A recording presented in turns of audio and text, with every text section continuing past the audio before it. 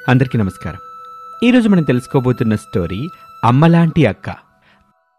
ఆత్రేయపురం గ్రామంలో రాములమ్మ అనే మహిళ తన 8 ఏళ్ల కూతురు గాయత్రితో కలిసి జీవిస్తూ ఉంటుంది. రాములమ్మ చాలా ఇళ్లల్లో పనిచేస్తూ తన కూతుర్ని చదివిస్తోంది. ఒకరోజు తన ఇంటికి వచ్చిన పక్కింటి నిర్మలమ్మతో రాములమ్మ మాట్లాడుతూ ఉండగా తన కూతురు బండ్నుంచి ఇంటికొస్తుంది. చిన్న వయసులోనే భర్తను పోగొట్టుకున్నా కూడా నీ కూతుర్ని చాలా కష్టపడి చదివిస్తున్నావు. గాయత్రిని బాగా చదివించాలని వాళ్ళ నాన్న చాలా ఆశపడ్డారు నిర్మల. ఆయన లేకపోయినా ఆయన కోరికను బ్రతికించడానికి తనని బాగా చదివించాలనుకుంటున్నాను. కొన్ని రోజులు గడుస్తాయి. పక్కూర్లో వరదలు రావటంతో జనం వారి ప్రాణాలు కాపాడుకోవటానికి కొండ దాటి ఆత్రేయపురం చేరుకుంటారు. ఆ ఊరి ప్రజలు వారికి ఎవరు చేయగలిగిన సహాయం వారు చేస్తారు. రాములమ్మ భోజనం తయారు చేసి వారిలో కొంతమందికి అందిస్తుంది. వారిలో ఒక పాప భోజనం చేయకుండా ఏడుస్తూ ఉండటంతో రాములమ్మ తన దగ్గరికి వెళ్ళి, ఎందుకు ఏడుస్తున్నావమ్మా? మీ అమ్మా నాన్న ఎక్కడా? అమ్మా నాన్న నన్ను కాపాడి వరదల్లో కొట్టుకుపోయారు. ఆ పాపకి భోజనంతో పాటు ప్రేమ కూడా అవసరం అని అర్థం చేసుకున్న రాములమ్మ తనని తన ఇంటికి తీసుకెళ్తుంది. రాములమ్మ పాపకి భోజనం తినిపిస్తూ, నీ పేరేంటమ్మా? వరలక్ష్మి అండి. ఇక నుండి నువ్విక్కడే ఉండొచ్చు. అమ్మా నాన్న లేని బాధ ఎట్టా ఉంటుందో నాకు తెలుసమ్మా. ఇక నుండి నేనే నీకు తల్లిని. వరలక్ష్మికి తన అమ్మా నాన్నలకి గుర్తుగా తన మెడలో ఉన్న గొలుసు మాత్రమే మిగులుతుంది. రాములమ్మ తన కూతురితో పాటు వరలక్ష్మిని కూడా చాలా ప్రేమగా చూసుకుంటుంది. ఒకరోజు రాములమ్మ వరలక్ష్మిని, వరలక్ష్మి, నీది చదువుకునే వయసు. రేపటి నుండి గాయత్రితో పాటు నువ్వు కూడా బడికెళ్ళు. వరలక్ష్మికి చదువుకోవాలి అని ఉన్నప్పటికీ రాములమ్మకి భారం కాకూడదని తనతో ఇలా అంటుంది. నాకు చదువుకోవాలని లేదండి, నేను కూడా మీతో పాటు పనికొస్తానండి. వరలక్ష్మి తనకి చదువు మీద ఆసక్తి లేదని చెప్పినప్పటికీ అప్పుడప్పుడు తను గాయత్రి పుస్తకాలు చదవటం రాములమ్మ చూస్తుంది. ఒకరోజు రాములమ్మ, గాయత్రి, ఈ రోజుకి చదివింది చాలు, వచ్చి భోజనం చేయి.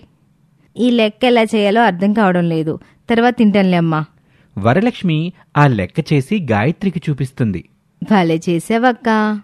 ఇదంతా చూస్తున్న రాములమ్మ, వరలక్ష్మి, నీకు చదువుకోవాలనున్నా ఇష్టం లేదని నాకు అబద్ధం చెప్పావు కదూ.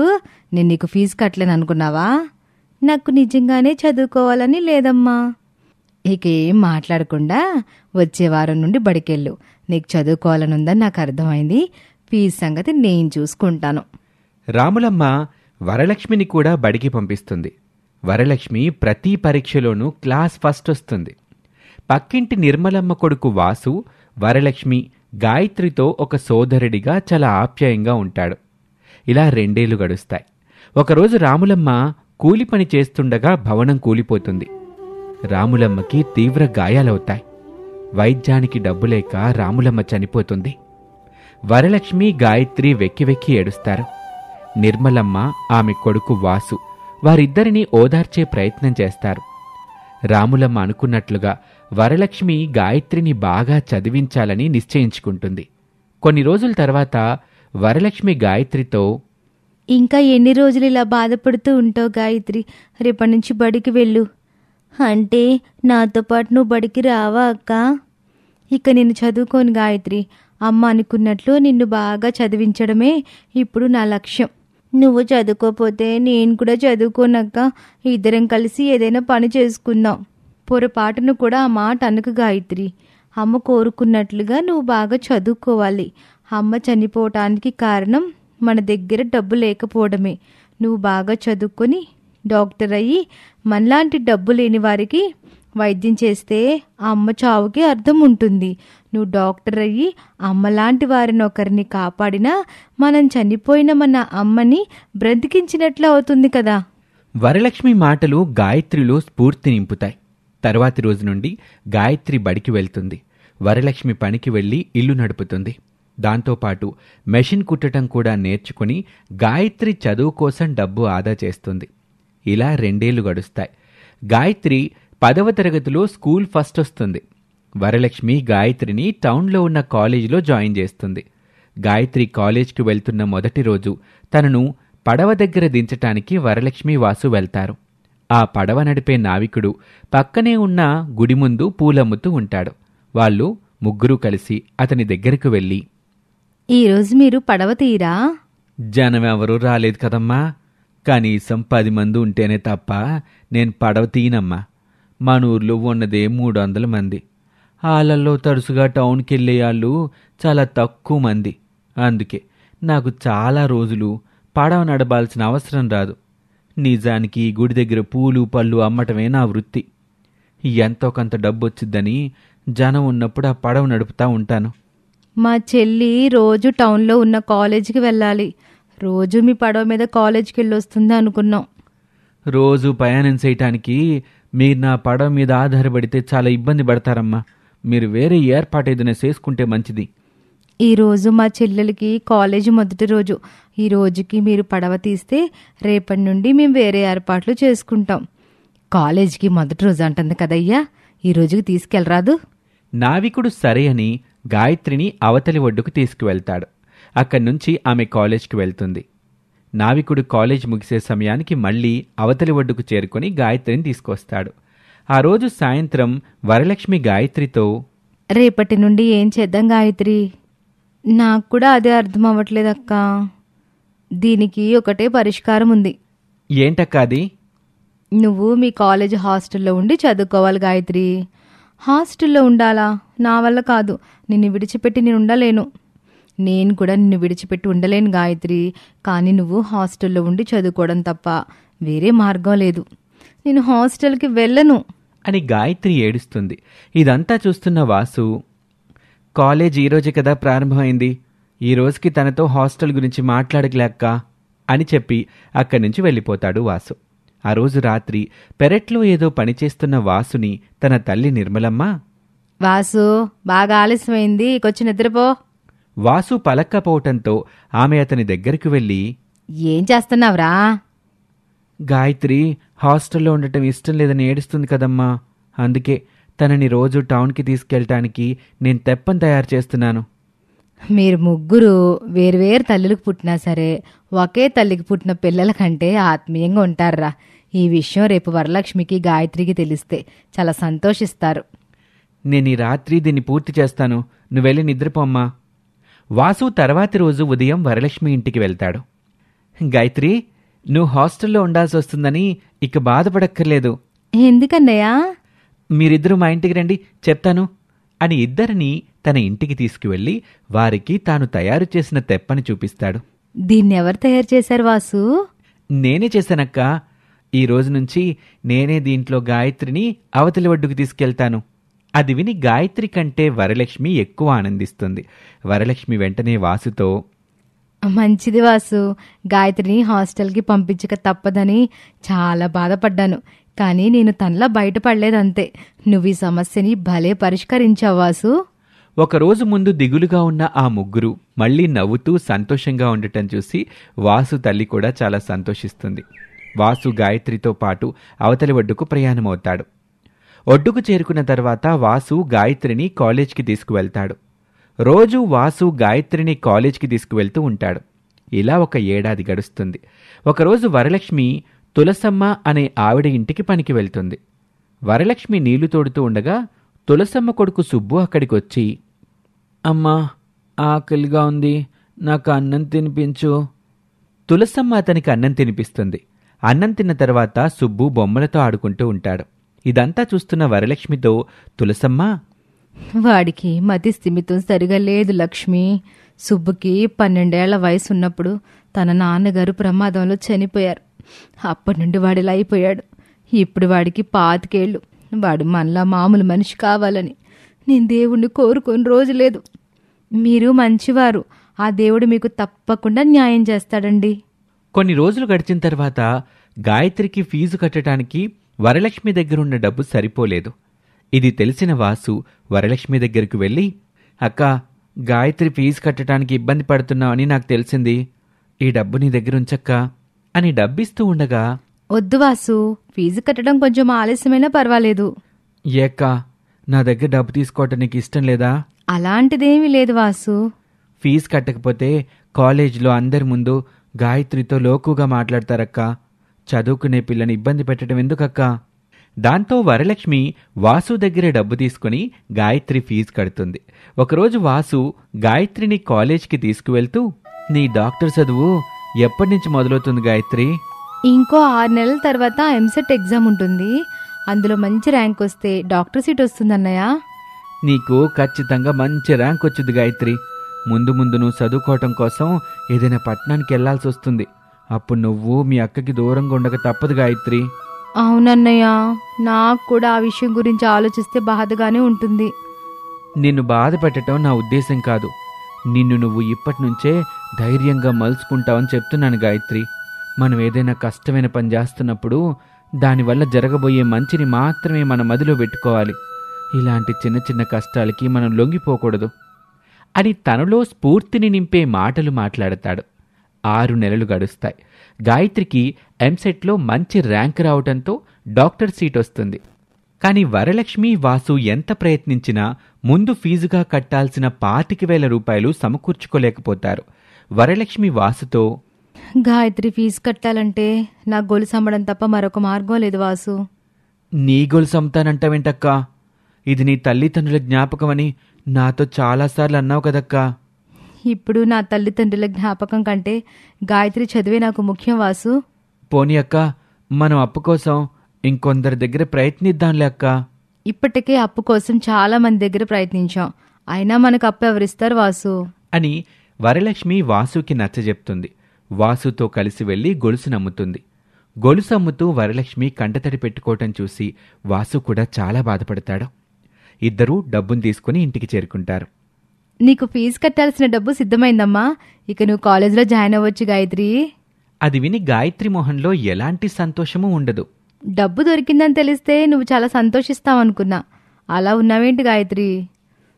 ముందు ముందు నా డాక్టర్ చదువుకి 6 లక్షలకు పైనే ఖర్చు అవుతుందక్క. ఈ 25,000 సర్దుబాటు చేయడానికే నువ్వు చాలా కష్టపడ్డావు. డాక్టర్ అవ్వాలనే కోరిక మన స్థాయికి మించింది. స్థాయికి మించిన కోరిక చాలా ఇబ్బందులు తీసుకొస్తుంది. ఇలా ఇబ్బంది పడ్డం కంటే నేను డాక్టర్ చదవకపోవడమే మంచిదక్క. డాక్టర్ అవ్వకముందే నువ్వు చాలా పెద్ద పెద్ద మాటలు మాట్లాడుతున్నావు గాయత్రి. డబ్బు సంగతి నేను చూసుకుంటా, నువ్వు కేవలం చదువు మీద మాత్రమే ధ్యాస పెట్టు. కొంచెం సేపటి తర్వాత గాయత్రి పక్కన లేనప్పుడు వాసు వరలక్ష్మితో, నాక్కూడా గాయత్రి చెప్పిందే నిజమనిపిస్తుందక్కా. తనని కాలేజీలో చేర్చడానికే నువ్వు చిన్నప్పటి నుంచి ఎంత కష్టం వచ్చినా అమ్మని, మీ అమ్మానాన్నల జ్ఞాపకంగా ఉన్న ఒక్కగానొక్క వస్తువును అమ్ముకోవాల్సి వచ్చింది. ఇక ముందు ముందయ్యే ఖర్చులకి నువ్వెన్ని కష్టాలు ఎదుర్కోవాల్సి వస్తుందోనని నాకు భయంగా ఉందక్కా. ఎన్ని కష్టాలు ఎదురైనా సరే తనని డాక్టర్ని చేయాలి వాసు. మనం ఎప్పుడూ విజయం సాధించిన వారి గురించి మాత్రమే మాట్లాడుకుంటాం, కానీ వారు విజయం సాధించడానికి చాలా కష్టాలు ఎదుర్కొన్న వారి గురించి, త్యాగాలు చేసిన వారి గురించి మనకు తెలియదు. మనం ఏదైనా కష్టమైన పని చేస్తున్నప్పుడు దానివల్ల జరగబోయే మంచిని మాత్రమే మదిలో పెట్టుకోవాలి. ఇలాంటి చిన్న చిన్న కష్టాలకి లొంగిపోకూడదని నువ్వు కూడా గాయత్రితో అన్నావట కదా. నన్ను మాత్రం ఈ కష్టానికి లొంగిపోమని చెప్తున్నావు ఏమిట్రా? కొన్ని రోజుల తర్వాత గాయత్రిని కాలేజీలో చేర్చడానికి తీసుకువెళ్లే ముందు, గాయత్రి, అంతా మంచి జరగాలని దేవుడికి దండం పెట్టుకో. గాయత్రి దేవుడి ఫోటోల వైపు చూడగా అక్కడ తగిలించుండాల్సిన వరలక్ష్మి గొలుసు కనిపించదు. అక్క, అక్కడ నీ గొలుసుండాలి కదా, ఏమైంది? దానికి వరలక్ష్మి తడబడుతూ, ఆ గొలుసు పెట్లో దాచిపెట్టానులే గాయత్రి. ఏదక్క, ఒకసారి చూపించు. ఇప్పుడు ఎందుకులే గాయత్రి, ఇప్పటికే చాలా ఆలస్యమైంది కదా, ఇక బయలుదేరదాం. నువ్వు ఆ గొలుసు అమ్మి డబ్బు తీసుకొచ్చావు కదా. లేదు గాయత్రి, గొలుసు లోపలుందని చెప్తున్నాను కదా, నిజం చెప్పక్క. వరలక్ష్మి ఏమీ చెప్పకుండా మౌనంగా ఉంటుంది. మీ అమ్మ నాన్నల ఫోటో కూడా లేదని నువ్వు ఆ గొలుసుని వారికి గుర్తుగా దాచుకున్నావు. దాన్ని ఎలా అమ్మగలిగావక్క? కొన్నిసార్లు మన భవిష్యత్తు బాగుండాలంటే గతం గురించి మర్చిపోవాలి గాయత్రి. నువ్వు దాన్ని అమ్మడానికి ఎంత బాధపడ్డావో నేను అర్థం చేసుకోగలనక్క అని కంటతడి పెట్టుకుంటుంది గాయత్రి. ఇంటి నుండి వెళ్ళేటప్పుడు ఇలా ఏడవకూడదు గాయత్రి అంటూ వరలక్ష్మి కళ్ళు తుడుస్తుంది. అంతా మంచి జరగాలని అమ్మకి దండం పెట్టుకో. గాయత్రి వరలక్ష్మి కాళ్ల మీద పడి దండం పెట్టుకుంటుంది. ఏం చేస్తున్నావు గాయత్రి? అంటూనే తనని పైకి లేపుతుంది వరలక్ష్మి. అమ్మ లేని లోటు తీరుస్తూ నన్ను అమ్మలా చూసుకుంటుంది నువ్వే కదక్క, అందుకే నీ పాదాల మీద పడ్డాను. వరలక్ష్మి గాయత్రిని హత్తుకొని కంటతడి పెడుతుంది. కొంచెంసేపటి తర్వాత వరలక్ష్మి, వాసు కలిసి గాయత్రిని పట్నానికి తీసుకువెళ్తారు. ఫీజు చెల్లించి తనని కాలేజీలో చేరుస్తారు. ఈ కాలేజ్లో చాలామంది విద్యార్థులు పట్నం వాళ్ళలాగా ఉన్నారమ్మా, కొంచెం జాగ్రత్తగా ఉండు గాయత్రి. వరలక్ష్మి, వాసు తనకు తగిన జాగ్రత్తలు చెప్తారు. కొంచెంసేపటి తర్వాత ఇద్దరూ అక్కడి నుంచి బయలుదేరి ఇంటికి చేరుకుంటారు. గాయత్రి కాలేజ్ ఫీజులు దృష్టిలో పెట్టుకుని వరలక్ష్మి మరింత కష్టపడుతుంది. ఇలా కొన్ని రోజులు గడుస్తాయి. మొదటి సంవత్సరం పరీక్షల్లో గాయత్రి కాలేజ్ ఫస్ట్ వస్తుంది. వరుణ్ అనే విద్యార్థి సెకండ్ వస్తాడు. వరలక్ష్మి ఎంత కష్టపడినా గాయత్రికి పూర్తి ఫీజు కట్టలేకపోతుంది. ఒకరోజు తను పనిచేసే ఇంటికి వెళ్లిన వరలక్ష్మితో, ఏంటి వరలక్ష్మి ఈరోజు ఆలస్యంగా వచ్చావు? నిన్న రాత్రి 2 వరకు మెషిన్ కుడుతూనే ఉన్నానండి, అందుకే లేచేసరికి కొంచెం ఆలస్యమైంది. అంత రాత్రి వరకు నిద్రపోకపోతే నీ ఆరోగ్యం ఏమవుతుంది? చెల్లి ఫీజు కట్టాలంటే తప్పదు కదా అమ్మగారు, కానీ ఎంత కష్టపడినా మా చెల్లెల ఫీజు కట్టలేకపోతున్నాను. ఇప్పటికే 2 లక్షలు కట్టాల్సి ఉంది. తన చదువు పూర్తయ్యేసరికి 8 లక్షల ఫీజు కట్టాలి. ఏం చేయాలో అర్థం కావట్లేదు అమ్మగారు. అది విన్న తులసమ్మకి ఒక ఆలోచన వస్తుంది. కాని అప్పుడు తన మనసులోని మాట బయటపెట్టలేదు. కొన్ని రోజుల తర్వాత తులసమ్మ వరలక్ష్మితో ఇలా అంటుంది. అమ్మా లక్ష్మి, మీ చెల్లి కాలేజ్ ఫీజు కట్టడానికి డబ్బు సర్దుబాటు అయ్యిందా? లేదమ్మగారు, ఇంకా ప్రయత్నిస్తూనే ఉన్నాను. మీ చెల్లెలి ఫీజు కట్టడానికి నా దగ్గర ఒక ఉపాయం ఉంది. నువ్వు ఆ పని చేస్తే మీ చెల్లెలి పూర్తి చదువుకి సరిపోయేంత డబ్బు నీకు వస్తుంది లక్ష్మి. అవునా అమ్మగారు, నేనేం చేయాలి? నేను చెప్పేది జాగ్రత్తగా విను లక్ష్మి. నువ్వు నా కొడుకుని పెళ్లి చేసుకుంటే నీ చెల్లి చదువుకి కావలసిన డబ్బు నీకిస్తాను. అమ్మగారు, నేనున్నంతవరకు వాడికి ఏ లోటు లేకుండా చూసుకుంటాను. కాని నా తర్వాత వాడెలా బ్రతుకుతాడా అని ఎప్పుడూ భయపడుతూనే ఉంటాను. నువ్వు వాడిని పెళ్లి చేసుకుంటే నాకు ఆ భయం ఉండదు. మతిస్థిమితం సరిగా లేనివాడిని పెళ్లి చేసుకోమంటున్నానని నీకు బాధ కలగొచ్చు. కాని ఒక తల్లిగా నా కొడుకు జీవితమే నాకు అన్నిటికంటే ముఖ్యం. నా కొడుకు జీవితం కోసం నేను స్వార్థంగా ఆలోచించక తప్పడం లేదు. ఆ మాటలకి వరలక్ష్మి ఏమీ మాట్లాడకుండా మౌనంగా ఉంటుంది. ఇది చాలా పెద్ద నిర్ణయమని నాకు తెలుసు. నువ్వు బాగా ఆలోచించుకున్న తర్వాతే నీ నిర్ణయం నాకు చెప్పు లక్ష్మి. వరలక్ష్మి ఆ రోజు ఇంటికి వెళ్లి తన చెల్లెలు డాక్టర్ అవ్వాలంటే ఇది తప్ప మరొక దారి లేదని అనుకుంటుంది. తరువాతి రోజు తులసమ్మతో, మీ అబ్బాయిని పెళ్లి చేసుకోవడం నాకిష్టమేనండి. అది విన్న తులసమ్మ చాలా సంతోషిస్తుంది. మా ఆయన కష్టార్జితమైన 12 లక్షలు నా దగ్గరున్నాయి. ఆయన లేకపోయినా ఆయన సంపాదించిన డబ్బు నా కొడుకు పెళ్లికి ఉపయోగపడుతుంది. వీలైనంత త్వరగా ముహూర్తాలు పెట్టుకుందాం. నీ చెల్లెలికి ఈ విషయం చెప్పి ఇంటికి పిలిపించు లక్ష్మి. ఈ పెళ్లి నా చెల్లెలికి తెలియకుండానే జరగాలండి. తనకి తెలిస్తే ఈ పెళ్లికి ఒప్పుకోదు. ఆ రోజు సాయంత్రం వరలక్ష్మి వాసుతో, వాసు, నీతో ఒక ముఖ్యమైన విషయం చెప్పాలి. నేను తులసమ్మగారి అబ్బాయిని పెళ్లి చేసుకోవాలనుకుంటున్నాను. తులసమ్మగారబ్బాయి అంటే ఆ మతిస్థమితం లేని వ్యక్తి కదా? అవును వాసు. నీకు మతేమైనా పోయిందేంటక్కా? పిచ్చోని పెళ్లి చేసుకోవాలని ఎలా అనుకుంటున్నావు? తులసమ్మగారు తన కొడుకుని చేసుకుంటే గాయత్రి చదువుకు అవసరమైన డబ్బిస్తానన్నారు. అందుకే ఒప్పుకున్నాను వాసు. గాయత్రిని డాక్టర్ని చెయ్యాలనే ఆలోచనతో నీ జీవితాన్ని నువ్వు నాశనం చేసుకుంటున్నావు. అయినా డబ్బుంది గదా అని నిన్ను పిచ్చాన్ని పెళ్లి చేసుకోమని ఆవిడ మాత్రం ఎలా అడిగింది? ఆవిడ తన కొడుకుని పెళ్లి చేసుకోమని నన్ను బలవంత పెట్టలేదు కదా. తన కొడుకు జీవితం గురించి ఆలోచించి నన్ను తన కొడుకుని పెళ్లి చేసుకుంటావా అని అడిగింది వాసు. మన చెల్లెలి జీవితం బావుంటుందని నేను పెళ్లికి ఒప్పుకున్నాను. అయినా గాయత్రి చదువు కొనసాగి తను డాక్టర్ అవ్వాలంటే వేరే మార్గం లేదు వాసు. తన చదువుకు కావలసిన 8 లక్షలు మనం ఎలా తీసుకొస్తాం చెప్పు? నువ్వెన్నైనా చెప్పక్క, నువ్వు అతన్ని పెళ్లి చేసుకోవడం మాత్రం నాకు ఇష్టం లేదు. నేను నీ సొంత తమ్ముని కాదు గదా. నీ పెళ్లి విషయంలో జోక్యం చేసుకునే హక్కు నాకు లేదంటే చెప్పు, నేను వెళ్ళిపోతాను. నువ్వు నా సొంత తమ్ముడివైతే నేను ఆ మాట అనేదాన్నేమో వాసు. కాని నువ్వు సొంత తమ్ముడు కంటే ఎక్కువ. అందుకే నేను అతన్ని పెళ్లి చేసుకోవడానికి నాకు నీ అంగీకారం కావాలి వాసు. ఈ పెళ్లి జరిగితే మన గాయత్రి డాక్టర్ అయినట్లే వాసు. దయచేసి ఒప్పుకో. చేసేది లేక వాసు అయిష్టంగానే ఆ పెళ్లికి ఒప్పుకుంటాడు. పెళ్లికి ముహూర్తం పెడతారు. వాసుకి తులసమ్మ మీద కోపంగానే ఉంటుంది. అందుకే పెళ్లిలో కూడా ఆమెకు దూరంగా ఉంటాడు. తన మీద వాసు కోపంగా ఉన్నాడని తులసమ్మకు అర్థమవుతుంది. సుబ్బు వరలక్ష్మి మెళ్ళలో తాళి కట్టిన తర్వాత తులసమ్మ, తాళి కడితే సరిపోదురా, ఈ గొలుసు కూడా అమ్మాయి మెడలో తొడుగు అని వరలక్ష్మి వ్యాపారికి అమ్మిన గొలుసుని తన కొడుకు చేతికి ఇస్తుంది. అది చూడగానే వరలక్ష్మి వాసు చాలా సంతోషిస్తారు. సుబ్బు వరలక్ష్మి మెడలో గొలుసు తొడుగుతాడు.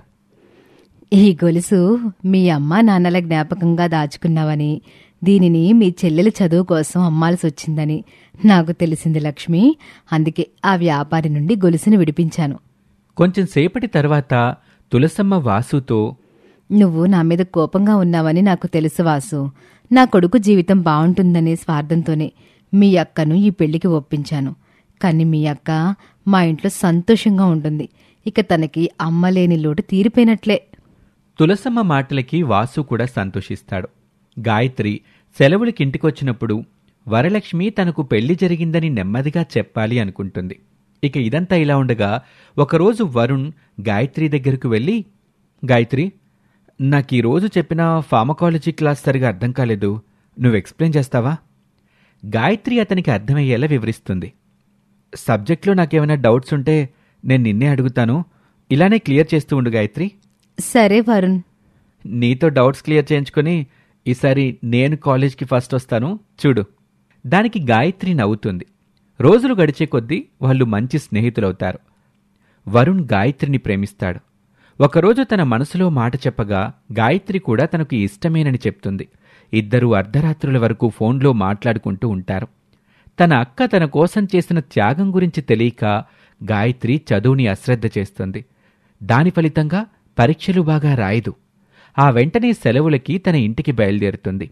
గాయత్రి ఇంటికి దగ్గరలో ఉండగా తన చిన్ననాటి స్నేహితురాలు కలిసి, మీ అక్క పెళ్లికి నువ్వు రాలేదేంటి గాయత్రి? పరీక్షలు జరిగాయా? మా అక్కకి పెళ్లి జరగడం ఏంటి స్వాతి? ఏం మాట్లాడుతున్నావు? గాయత్రి స్నేహితురాలు తనకు జరిగినదంతా చెప్తుంది. గాయత్రి వెంటనే తులసమ్మ ఇంటికి వెళ్తుంది. వరలక్ష్మి తన దగ్గరకు వెళ్ళి, సెలవులకి ఇంటికొస్తున్నట్లు చెప్పనలేదేంటి గాయత్రి? అదా లోపలికి రా. నీ పెళ్లి గురించి నాకెందుకు చెప్పలేదక్కా? నువ్వు ఇంటికొచ్చిన తర్వాత నీకు నిదానంగా చెప్పాలనుకున్నాను. ముందు నువ్వు లోపలికి రా గాయత్రి. నా చదువుకు కావలసిన డబ్బు ఇస్తామంటే నువ్వు మతి స్థిమితులైన వ్యక్తిని పెళ్లి చేసుకుంటావా అక్కా? ఇదంతా నీతో ఎవరు చెప్పారు గాయత్రి? ఊరంతా మాట్లాడుకుంటుంటే నాకు తెలియకుండా ఎలా ఉంటుంది? స్థాయికి మించిన కోరికలు ఎప్పుడూ కష్టాలను తీసుకొస్తాయని నీతో చెప్పాను కదక్కా. నువ్వు అనుకుంటున్నట్లుగా నా జీవితం కష్టంగా లేదు గాయత్రి. నా భర్తకి మతిస్థిమితం లేకపోవచ్చు, కానీ మా అత్తయ్య చాలా మంచివారు. ఆవిడ మనకి అమ్మలేని లోటును తీర్చగలరు. నేనమ్మిన గొలుసు గురించి నేను అడక్క ముందే ఆమె వ్యాపారి నుండి విడిపించి తీసుకొచ్చింది అని తన మెడలోని గొలుసును చూపిస్తుంది. ఆవిడ మంచిదని ఊరి వారందరికీ తెలుసు. కానీ అత్తయ్య మంచిదైతే సరిపోతుందా? మతిస్థిమితం లేని వ్యక్తితో నువ్వెలా బ్రతుకుతావక్కా? నీ చదువుకు కావలసిన డబ్బు మన దగ్గర లేకపోయినా నిన్ను డాక్టర్ని చేయగలను అనే నమ్మకం నాకు ఎప్పుడు ఉండేది. నా నమ్మకానికి తగ్గట్లుగానే నీ చదువు పూర్తయ్యే మార్గం దొరికింది. అలాగే మీ బావగారి మానసిక స్థితి కూడా నయమవుతుందనే నమ్మకం నాకుంది. ఈ నమ్మకం కూడా నిజమవుతుంది చూడు గాయత్రి. అప్పటి వరకు వేచి ఉందాం. వరలక్ష్మి గాయత్రిని తన అత్తయ్య భర్త దగ్గరకు తీసుకువెళ్లి పరిచయం చేస్తుంది. తరువాత వాసు కూడా తులసమ్మ చాలా మంచిదని గాయత్రికి చెప్తాడు. సెలవులు పూర్తయిన తర్వాత గాయత్రి హాస్టల్కి వెళ్లి వరుణ్తో తన అక్క చేసిన పని గురించి చెప్తుంది. నేను డాక్టర్ అవ్వాలని అక్క ఇంత త్యాగం చేసింది. నేను మాత్రం ప్రేమ పేరుతో చదువుని నిర్లక్ష్యం చేస్తున్నాను. ప్రేమ మనల్ని మన లక్ష్యానికి చేరువ చేయాలి తప్ప ఇలా మన లక్ష్యాన్ని మర్చిపోయేలా చేయకూడదు. అందుకే మన చదువు పూర్తయ్యేంత వరకు ప్రేమ పెళ్ళి అనే విషయాలు పక్కన పెడదాం. నీ పరిస్థితి నేను అర్థం చేసుకోగలను గాయత్రి. నువ్వు డాక్టర్ అవ్వకపోతే మీ అక్క చేసిన త్యాగానికి అర్థం ఉండదు. నువ్వు చెప్పినట్టుగా మనం చదువు పూర్తయ్యేంత వరకు దూరంగానే ఉందాం. ఇలా కొన్ని సంవత్సరాలు గడుస్తాయి. తన అత్తయ్య ఇచ్చిన డబ్బుని వరలక్ష్మి తన చెల్లి చదువుకి ఖర్చు చేస్తూ ఉంటుంది. గాయత్రి చదువు పూర్తయ్యేసరికి తన దగ్గరున్న డబ్బు కూడా అయిపోతుంది. తర్వాత గాయత్రి తన ప్రేమ గురించి తన అక్కకు చెప్తుంది. వరుణ్ మంచివాడు అని అర్థం కావడంతో వరలక్ష్మి వారి పెళ్లికి ఒప్పుకుంటుంది. వరుణ్ తన తల్లి కాత్యాయనికి, అక్క వసుంధరకి గాయత్రి గురించి చెప్తాడు. వసుంధర వరుణ్కి సొంత అక్క కాదు. వసుంధర కాత్యాయని బంధువుల కూతురు. వసుంధరకి 12 ఏళ్ల వయసున్నప్పుడు తన తల్లిదండ్రులు చనిపోతారు. కాత్యాయని తనను ఇంటికి తీసుకొచ్చి సొంత కూతురులా పెంచుకుంటుంది. నీకు మన స్థాయికి అంతస్తుకి తగిన సంబంధాలు చూస్తుంటే నువ్వేంటి ఆ పేదింటి అమ్మాయిని చేసుకుంటానంటావు? ఇదేమిట్రా? నువ్వు అంతస్తు గురించి ఆలోచిస్తూ ఆ అమ్మాయి డాక్టర్ అని మర్చిపోతున్నావు అక్క. పైగా ఆ అమ్మాయి అంటే నాకు చాలా ఇష్టం. చిన్నప్పటి నుండి నువ్వు ఏమడిగినా ఇచ్చాను. ఆ అమ్మాయికి ఆస్తి లేకపోయినా పర్వాలేదు, కానీ నాకు అమ్మాయి నచ్చితేనే ఈ పెళ్లి జరుగుద్ది. నీకు గాయత్రి ఖచ్చితంగా నచ్చుతుందమ్మా. వరుణ్ తన కుటుంబంతో పాటు గాయత్రి ఇంటికి వెళ్తాడు. కాత్యాయని గాయత్రిని పెరట్లోకి తీసుకువెళ్లి మాట్లాడుతూ ఉంటుంది. వసుంధరకు ఆ ఇల్లు ఆ ఊరు నచ్చదు. తను వరలక్ష్మితో, ఇతనెవరో? ఈయన నా భర్త. ఇతనికి మతి స్థిమితం సరిగా లేదు కదూ? వసుంధర తన భర్త ముందే తను అలా అడగటం వరలక్ష్మికి ఇబ్బందిగా ఉంటుంది. వరలక్ష్మి అవును అన్నట్లుగా తలూపుతుంది. నువ్వేం చేస్తావు? నేను గుడి దగ్గర పూలమ్ముతాను, బట్టలు కూడా కుడతాను. అది విని వసుంధర చికాకుగా మొహం పెడుతుంది. ఎంతకీ ఇతనెవరో? తన పేరు వాసు. నాకు తమ్ముళ్లాంటివాడు. మా పక్కింట్లోనే ఉంటాడు. నువ్వేం చేస్తావు? నేను పాలమ్ముతానండి. అదే సమయానికి కాత్యాయని గాయత్రితో పాటు నవ్వుతూ గదిలోకొస్తుంది. కాత్యాయనికి గాయత్రి నచ్చిందని వసుంధరకు అర్థమవుతుంది. వెంటనే వసుంధర కాత్యాయనిని బయటకు తీసుకువెళ్ళి, కొంపదీసి నీకు ఆ అమ్మాయి నచ్చిందా అమ్మా?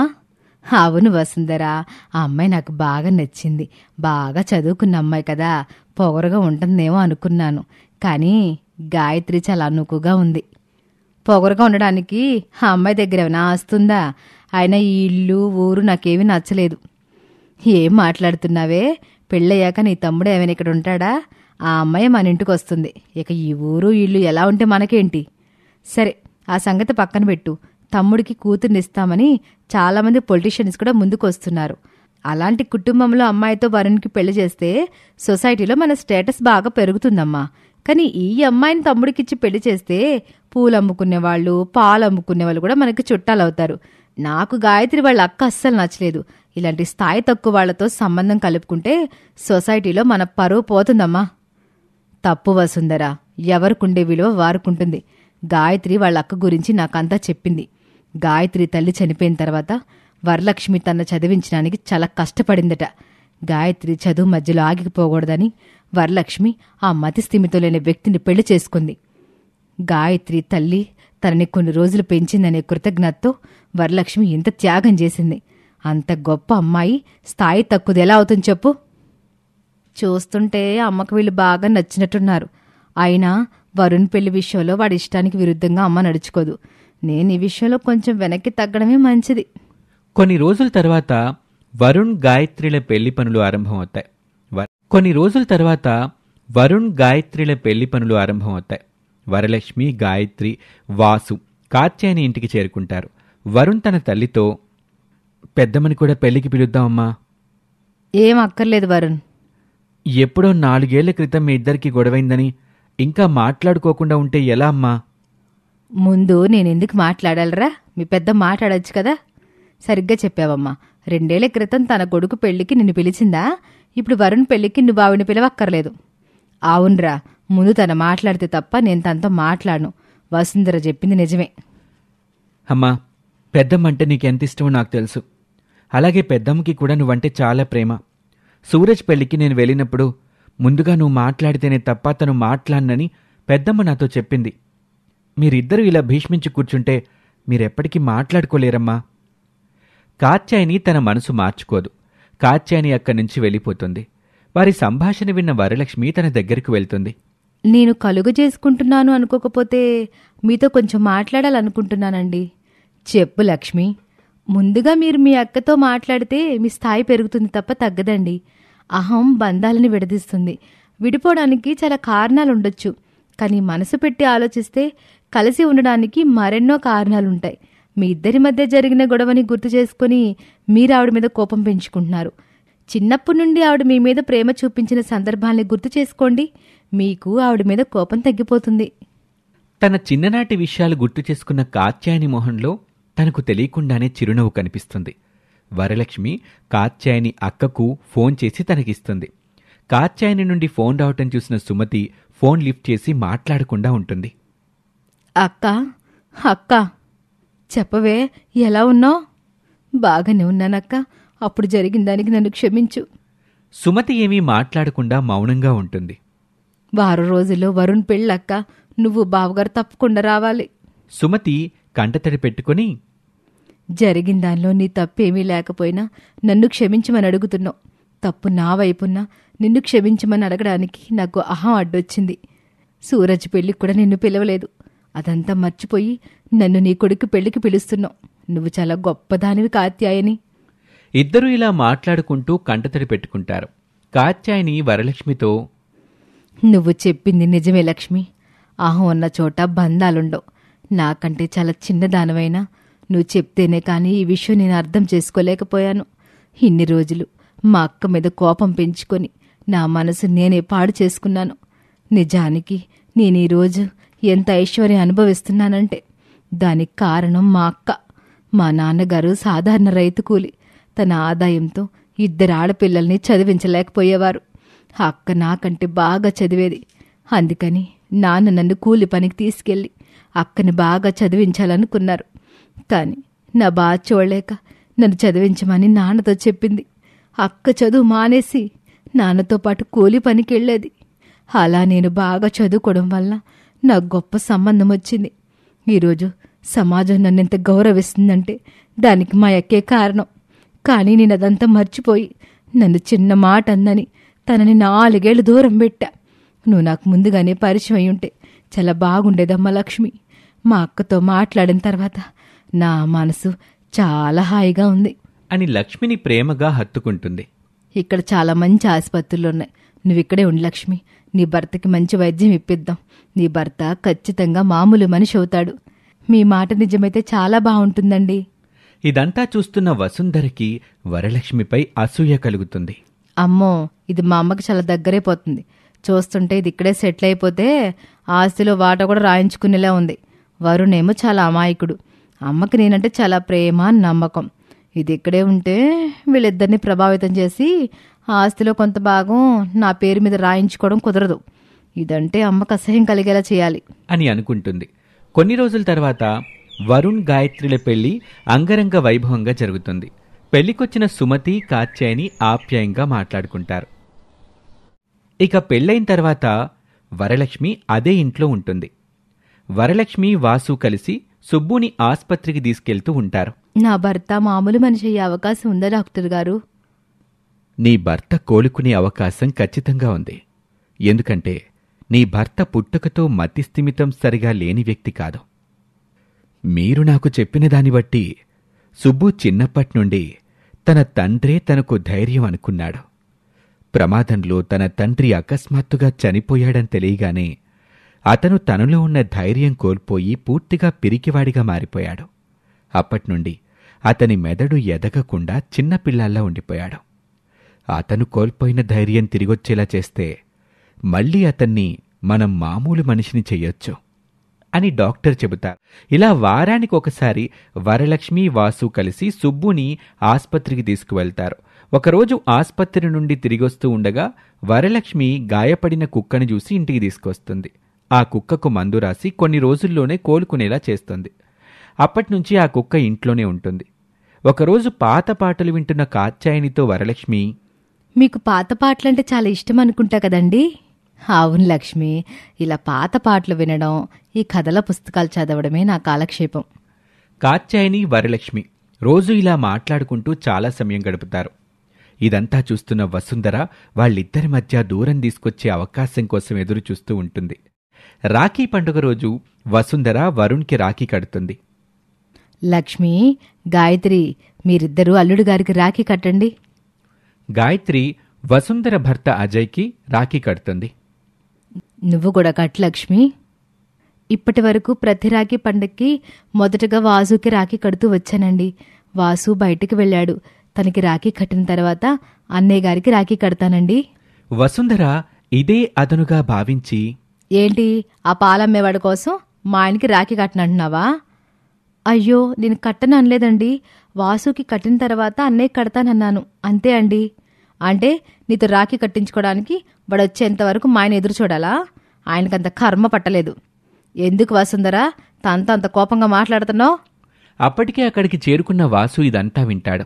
వాసు వరలక్ష్మి దగ్గరికి వెళ్లి తనకు మాత్రమే వినిపించేలా, ఏంటక్క ఇది? రాఖీ ఆయనకి ముందు కడితే ఏమైంది? వెంటనే వెళ్ళి ఆయనకి రాఖీ గట్టు, లేదంటే గొడవ పెద్దదవుద్ది. వరలక్ష్మి రాఖీ తీసుకుని అజయ్కు కట్టడానికి వెళ్తుంది. లక్ష్మి, రాఖీ ముందుగా వాసుకే కట్టు. మరేం పర్వాలేదండి, ముందు అన్నయ్య గారికి రాఖీ కడతాను. తప్పు నాదే. నువ్వు వాసు ఎంత ఆత్మీయంగా ఉంటారో నాకు తెలుసు. అయినా చిన్నతనం నుండి ఉన్న అలవాట్లను మార్చుకోకూడదు లక్ష్మి. ముందు వాసుకి రాఖీ కట్టు. వరలక్ష్మి వాసుకి రాఖీ కడుతుంది. వసుంధర కోపంగా లోపలికి వెళ్ళిపోతుంది. తన అత్తయ్య ముందు మంచిగా నటించే అజయ్ అక్కడే ఉండి వరలక్ష్మితో రాఖీ కట్టించుకుంటాడు. కొంచెంసేపటి తర్వాత కాత్యాయని వసుంధర దగ్గరకు వెళ్తుంది. ఏంటమ్మా నా దగ్గరకు వచ్చో? ఇప్పుడు నీ కూతురి స్థానంలోకి వరలక్ష్మి వచ్చింది కదా. ఏంటి వసుంధర ఇలా మాట్లాడుతున్నావు? ఇంకా ఎలా మాట్లాడమంటావమ్మా? నేను నీకన్నా కూతుర్ని కాదనే కదా నన్నందరి ముందు అవమానించావు. ఏం మాట్లాడుతున్నావు వసుంధర? నిన్ను నా కన్న కూతుర్లా ప్రేమగా చూసుకున్నానే తప్ప వరుణ్ కంటే నిన్ను తక్కువగా ఎప్పుడైనా చూశానా? వరలక్ష్మిని తన చిన్నప్పటి నుండి ఉన్న అలవాటుని మార్చుకోమనడం కరెక్ట్ కాదు వసుంధర. అందుకే అక్కడ అలా మాట్లాడాను. నా సమస్య రాఖీ గురించి కాదు. ఈ మధ్య నువ్వు నాకంటే తనతోనే ఎక్కువ ఉంటున్నావు. తనకెక్కువ విలువివ్వడం నాకు నచ్చట్లేదు. నువ్విలా వరలక్ష్మి నెత్తినెక్కించుకోవడం మంచిది కాదు. తనని ఎంతలో ఉంచాలో అంతలో ఉంచితే మంచిది. ఆ అమ్మాయిని ఇలా మచ్చుకు చేసుకుని నీ దగ్గర డబ్బులు లాగాలని చూస్తుంది. వరలక్ష్మి అలాంటిది కాదు వసుంధర. నువ్వు తనని తప్పుగా అర్థం చేసుకున్నావు. ఎవరు తప్పుగా అర్థం చేసుకున్నారో ముందు ముందు నీకే అర్థమవుతుంది. కొన్ని రోజుల తర్వాత వరుణ్ పుట్టినరోజు వస్తుంది. వసుంధర వరలక్ష్మితో, పనోళ్ళందరూ బర్త్డే అరేంజ్మెంట్స్ చేస్తున్నారు. కూల్ డ్రింక్స్ ఇవ్వడానికి ఎవరూ లేరు. డ్రింక్స్ నేను ఇస్తానండి. నా ఉద్దేశం నిన్ను కూల్ డ్రింక్స్ ఇవ్వమని కాదు లక్ష్మి. పర్వాలేదండి, నేను ఇస్తాను. ఇందులో తప్పే ఉంది. వసుంధర తన భర్త తరపు బంధువులతో, నేను చెప్పినట్లు చేయండి. అర్థమైంది కదా? అర్థమైంది వసుంధర, మేము చూసుకుంటాం, నువ్వు రిలాక్స్ అవ్వు. వాళ్ళు గెస్ట్లకి కూల్ డ్రింక్స్ ఇస్తున్న వరలక్ష్మిని చూపించి కాత్యాయనితో, ఆ అమ్మాయి ఎవరు? ఆ అమ్మాయి నా కోడల అక్కయ్యలే. ఏంటి, ఆ అమ్మాయి మీ బంధువా? ఆ అమ్మాయి చీర అవతారం చూసి మేము పని మనిషి అనుకున్నాం. ఆ అమ్మాయిని ఈ ఫంక్షన్ అయ్యే వరకు లోపల ఉండమని చెప్పండి. ఆ అమ్మాయి మీ బంధువు అని ఇక్కడికి వచ్చిన వరకు తెలిస్తే మీకు మాత్రమే కాదు మాకు కూడా అవమానంగానే ఉంటుంది. ఆ మాటలని కాత్యాయని చాలా అవమానంగా భావిస్తుంది. ఆమె గాయత్రి వరలక్ష్మిని గదిలోకి తీసుకువెళ్ళి, గాయత్రి, మీ అక్కకి మంచి చీర నగలు ఇవ్వచ్చు కదా. లక్ష్మి, ఫంక్షన్కి ఎవరైనా ఇట్లాంటి చీర కట్టుకుంటారా? అయినా అందరికీ నువ్వు ఎందుకు కూల్ డ్రింక్స్ ఇస్తున్నావు? గెస్ట్లు మాట్లాడుతున్న మాటలకి నాకు మొహం కొట్టేసినట్లయింది. అక్క ఇప్పుడే చీర మార్చుకుని వస్తుంది అత్తయ్య. వద్దులే గాయత్రి, మీ అక్కని ఈ ఫంక్షన్ అయ్యే వరకు బయటికి రానివ్వకో. మీ అక్క బయటకు వస్తే మన పరువు పోయే పనిదో చేస్తుంది. ఇంతకీ మీ ఆయన ఎక్కడున్నాడు లక్ష్మి? ఆయన హాల్లో ఉన్నారండి. అతన్ని కూడా నేను లోపలికి పంపిస్తాను. మీరిద్దరూ ఫంక్షన్ అయ్యే వరకు బయటికి రాకండి అని కోపంగా గది నుండి బయటకొస్తుంది. ఇదంతా బయట నుండి విన్న వసుంధర తన పథకంలో మొదటి అడుగు విజయవంతమైందని ఆనందిస్తుంది. గెస్ట్లకి నువ్వు కూల్ డ్రింక్స్ ఎందుకు ఇచ్చావక్క? ఆ పనులు చేయడానికి ఇంట్లో పని మనుషులున్నారు కదా. నీ వల్ల ఎప్పుడూ లేనిది అత్తయ్యతో తిట్టించుకోవాల్సి వచ్చింది. కాత్యాయని సుబ్బు కోసం వెతుకుతూ ఉంటుంది. ఇంతలో సుబ్బు కేక్ని చూసి, హాయ్, ఇంత పెద్ద కేకు నేనెప్పుడు చూడలేదు. నాకది కావాలి వాసు. అది అప్పుడే తినకూడదు సుబ్బు, ఈ హడావిడంతా అయిపోయాక తిందుగాని. అయితే నాకు డ్రింక్ కావాలి. సరే, నేను తీసుకొస్తాను. నేనొచ్చే వరకు నువ్విక్కడే ఉండాలి అని పక్కకు వెళ్తాడు వాసు. సుబ్బు వెంటనే ఆ కేక్ని తన చేత్తో ముక్క చేసి తింటాడు. చుట్టూ ఉన్నవాళ్లు సుబ్బుని అసహ్యంగా చూస్తారు. కాత్యాయని అక్కడికొచ్చి కోపంగా, వాసు, ఇతన్ని చూసుకోవాలని నీకు తెలీదా? ఇప్పుడే అలా పక్కకెళ్ళానండి. ఇతన్ని వెంటనే లోపలికి తీసుకెళ్ళు. లోపలికెళ్దాం పదా సుబ్బు, నాకు ఆ కేక్ కావాలి. వాసు అతన్ని లోపలికి తీసుకువెళ్తాడు. ఏమైందన్నయ్య? అత్తయ్య ఎందుకు కోపంగా అరుస్తున్నారు? వాసు జరిగింది చెప్తాడు. నువ్వు చేసిన సరిపోదన్నట్లు ఇప్పుడు బావ కూడా తోడయ్యాడా? ఇప్పుడు అత్తయ్య చాలా కోపంగా ఉంటారు. నేను బయటికి వెళ్తాను. మీరు ముగ్గురు ఫంక్షన్ అయ్యే వరకు బయటికి రాకండి అని గాయత్రి కోపంగా బయటికెళ్తుంది. ఆ అబ్బాయి ఎవరండి? అతను మా చుట్టాల అబ్బాయి. అతనికి మతిస్థిమితం సరిగా లేదు. నాకు తెలియని మీ చుట్టాలబ్బాయి ఎవరు?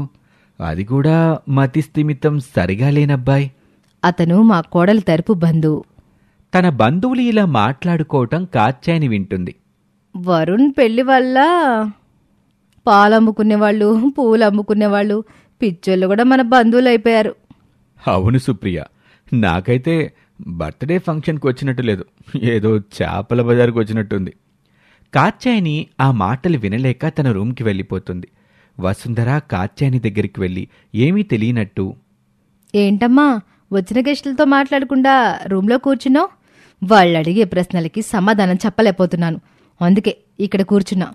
ఈ సంబంధం కుదుర్చుకుంటే సమాజంలో మన పరువు పోతుందని నీకు ముందుగానే చెప్పా. నువ్వు నా మాట వినకపోవడం వలన ఇప్పుడు ఇలాంటి మాటలు వినాల్సి వస్తుంది. ఎప్పుడూ వరలక్ష్మిని వెనకేసుకొచ్చే కాత్యాయని అప్పుడు మాత్రం మౌనంగా ఉంటుంది. అప్పట్నుండి కాత్యాయని వరలక్ష్మిని చిన్నచూపు చూస్తుంది. ఇంటికి ఎవరైనా అతిథులొస్తే తనను బయటికి రావద్దు అని చెప్తుంది. గాయత్రిలో కూడా కొంచెం కొంచెంగా మార్పొస్తుంది. కాత్యాయని గాయత్రితో, మీ అక్క మంచిదే, కానీ తను మా బంధువని చెప్పుకోవడం మాకు అవమానంగా ఉంది గాయత్రి. నాకు నువ్వు నచ్చి చాలా మెట్లు దిగి మీ పెళ్లి జరిపించాను. నా నిర్ణయం వల్ల ఈ సమాజంలో మా పరువు పోవడం నాకు ఇష్టం లేదు. నిన్నెవరైనా తను ఎవరో అని అడిగితే ఇంటి పని మనిషి అని చెప్పు. ఈ సమస్యకి ఇంతకు మించిన పరిష్కారం లేదు గాయత్రి. మన ఇంటికొచ్చే గెస్ట్లకి తను నా అక్క అని చెప్పుకోవడం నాకు కూడా ఇబ్బందిగానే ఉందండి. మీరు చెప్పినట్లుగానే చేస్తానత్తయ్య. ఒకరోజు గాయత్రి కొలీగ్ అమృత ఇంటికొస్తుంది. పని మనిషి అక్కడ లేకపోవటంతో వరలక్ష్మి ఆమెకు టీ ఇస్తుంది. ఈ అమ్మాయి ఎవరు గాయత్రి? తను మా పని మనిషి అమృత. కొంచెం సేపటి తర్వాత అమృతకు సెండాఫ్ ఇవ్వటానికి గాయత్రి కూడా బయటకు వెళ్తుంది. అమృత ఫోన్ మర్చిపోవటంతో వరలక్ష్మి, గాయత్రి గాయత్రి ఆవిడ ఫోన్ మర్చిపోయారు అని ఫోన్ తీసుకువెళ్లి తనకిస్తుంది. ఏంటి గాయత్రి, మీ ఇంటి పని మనిషి నిన్ను పేరు పెట్టి పిలుస్తుంది? వరలక్ష్మికి గాయత్రి తను పని మనిషి అని చెప్పిందని అర్థమవుతుంది. అమ్మగారు నాతో బాగా చనువుగా ఉంటారండి, అందుకే అలా పిలవడం అలవాటైపోయిందండి. తను చనువిస్తే మాత్రం నువ్వు ఎంతలో ఉండాలో అంతలో ఉండాలని నీకు తెలీదా? గాయత్రి ఇంటి కోడలు, దానికి తోడు తను ఒక డాక్టర్. ఇలా ఇంటికి ఎవరైనా వచ్చినప్పుడు తనని పేరు పెట్టి పిలిస్తే తనకి చాలా అవమానంగా ఉంటుంది. మీరు చెప్పేది నిజమేనండి, తప్పయింది. ఇక ఎప్పుడు గాయత్రి అమ్మగారిని పేరు పెట్టి పిలవను. ఇలాంటి వాళ్ళకి ఇంత చనువు ఇవ్వకూడదు గాయత్రి. సరే, నేను బయలుదేరతాను. కొన్ని రోజుల తర్వాత వసుంధర తన పథకం ప్రకారం వాచ్మ్యాన్ కుటుంబానికి డబ్బిచ్చి ఆ ఇంటి నుండి పంపించేస్తుంది. తరువాత తన బంధువుల్ని ఇంటికి పిలుస్తుంది. వసుంధర వరలక్ష్మితో, లక్ష్మి, మా బంధువులు కొన్ని రోజులు ఈ ఇంట్లోనే ఉంటారు. ఇంట్లో రూమ్స్ ఏమీ ఖాళీ లేవు. మీరు కొన్ని రోజులు ఆ వాచ్మెన్ రూమ్లో ఉండండి. అలాగేనండి. అలాగే ఏంటి, నిన్ను ఆ రూమ్కి వెళ్ళమని బ్రతిమాలడం లేదు, వెళ్ళమని చెప్తున్నాను అని గట్టిగా అరుస్తుంది. తప్పయిందండి, క్షమించండి. వరలక్ష్మి, సుబ్బు, వాసు వాచ్మెన్ రూమ్కి వెళ్తారు. 4 రోజుల తర్వాత వసుంధర బంధువులు వెళ్ళిపోతారు. కాని ఎవ్వరూ వారిని మళ్లీ ఇంట్లోకి రమ్మని అడగలేదు, గాయత్రితో సహా. ఇలా కొంచెం కొంచెంగా వరలక్ష్మికి గాయత్రికి దూరం పెరుగుతుంది. ఒకరోజు వరలక్ష్మి గాయత్రి దగ్గరికి వెళ్ళి, గాయత్రి, రేపు మీ బావని ఆసుపత్రికి తీసుకెళ్ళాలి. ట్రీట్మెంట్ ఖర్చులకు కావలసిన డబ్బు ఇవ్వగలవా? నా దగ్గర డబ్బు లేదక్కా. హాస్పిటల్కి 2 వారాల తర్వాత వెళ్ళండి.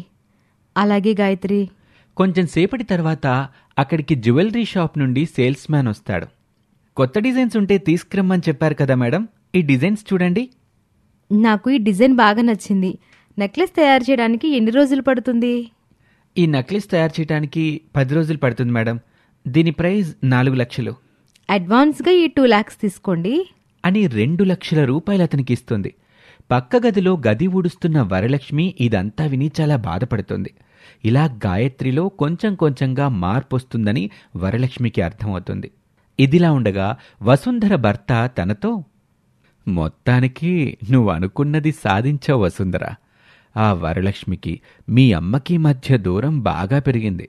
అంతేకాదు, గాయత్రి కూడా వరలక్ష్మితో ముందులాగా ప్రేమగా ఉన్నట్టు అనిపించటం లేదు. తన ప్రవర్తనలో కూడా చాలా మార్పు వచ్చింది. డబ్బున్న ఇంట్లోకి వచ్చింది కదా, డబ్బు మోజులో పడితే ఎలాంటి వారైనా మారిపోతారు, ఎలాంటి బంధాలైనా విడిపోవాల్సిందే. కానీ ఇది సరిపోదు. అమ్మ వరలక్ష్మిని ఈ ఇంటి నుండి పూర్తిగా బయటికి పంపించేలా చేయాలి. లేదంటే తన మంచితనంతో మళ్ళీ అమ్మకి దగ్గర అవుద్ది. అది జరిగితే మనకి ఆస్తిలో భాగం దక్కదు. అయితే ఇప్పుడు నువ్వు ఏం చేయబోతున్నావు వసుంధరా? చెప్పడం ఎందుకు, కొన్ని రోజుల్లో నువ్వే చూస్తావు కదా. తరువాతి రోజు కాత్యాయని ఇంట్లో లేని సమయంలో వసుంధర లాకర్ నుండి 3 లక్షలు తీస్తుంది. తరువాత వరలక్ష్మిని పిలిచి, లక్ష్మి, ఈ లాకర్ కీస్ తీసుకెళ్లి మేడ మీదున్న షెల్ఫ్లో పెట్టు. వరలక్ష్మి ఆ తాళాల్ని పైన ఉన్న షెల్ఫ్లో పెడుతుంది. వసుంధర ఆ డబ్బు తీసుకుని బంగారం షాప్కి వెళ్లి ఒక నెక్లెస్ ఆర్డర్ చేస్తుంది. అక్కడ పనిచేసే వ్యక్తికి కొంత డబ్బు లంచంగా ఇచ్చి, అంతా నేను చెప్పినట్లు జరగాలి, అర్థమైందా?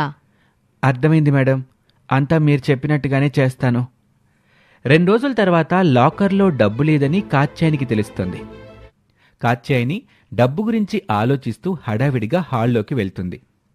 ఏంటమ్మా అంత కంగారుగా ఉన్నావు? నేను లాకర్లో పెట్టిన 3 లక్షలు కనిపించడం లేదు వసుంధరా. వసుంధర ఏమీ తెలియనట్టుగా, ఏంటి 3 లక్షలు కనిపించడం లేదా?